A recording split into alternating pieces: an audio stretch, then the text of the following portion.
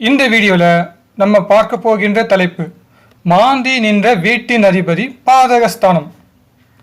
மாந்தி நின்ற வீட்டின் அதிபதி பாதகஸ்தானம் ஃபுல் வீடியோ லிங்க் கீழே டெஸ்கிரிப்ஷன் பாக்ஸில் கொடுத்துள்ளேன். மறக்காமல் ப்ளே பண்ணி பார்க்கவும்.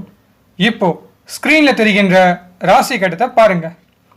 தந்தை ஸ்தானத்தில் ராகுவும் மாந்தியும் ஒரே நட்சத்திர அதிபதியின் சாரம், அது பாதகாதிபதியின் சாரம். அடுத்து சூரியனும் அதே நட்சத்திர அதிபதி, பாதகாதிபதியின் சாரம். மேலும் மாந்தி நின்ற வீட்டின் அதிபதி சனி பாதகஸ்தானத்தில் இருந்து தந்தை ஸ்தானத்திற்கும் தந்தை கிரகத்திற்கும் தந்தை கிரகம் சூரியனுக்கும் தொடர்பு இருப்பதால் தந்தையால் ஜாதகருக்கு எந்த நன்மையும் இல்லை என்று சொல்லணும்.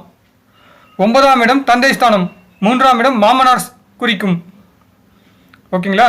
அப்போ ராகு கேதுக்கு வீடு கொடுத்த 9, 3 அதிபதிகள் ஒருவருக்கொருவர் பாதகஸ்தானத்தில் இருப்பதால் தந்தைக்கும் மாமனாருக்கும் ஒத்து வராது என்று சொல்லணும். ஓகே, நெக்ஸ்ட் ஸ்கிரீனில் தெரிகின்ற ராசி கட்டத்தை பாருங்க.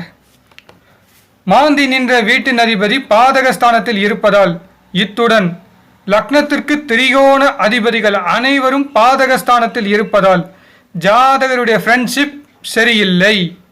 ஜாதகர் தன்னுடைய வாழ்க்கையில் கெட்டு போவதற்கு முக்கிய காரணமே நட்பு தான். நண்பர்கள் மூலமாக ஜாதகருக்கு எந்த நன்மையும் இல்லை. நண்பர்கள் மூலமாக ஜாதகருக்கு எளிதில் தீய பழக்கம் ஏற்படும். ஜாதகர் கொடுத்த வாக்கு காப்பாற்ற முடியாது.